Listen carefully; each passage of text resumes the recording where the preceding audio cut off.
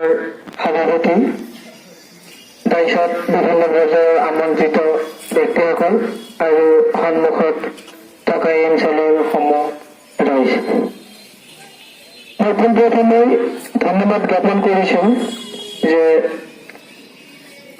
দল সংগঠন নিৰ্বিশেষে এটা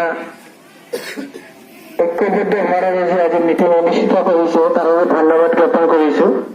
আৰু খুবেই এটা স্পষ্টতাৰ বিষয় সকলোৱে জানে, ইতিমধ্যে হয়তো উপযুক্ত বক্তাসকলে এই সম্পৰ্কে ধুনীয়াকৈ ব্যাখ্যা কৰি থৈ গৈছে।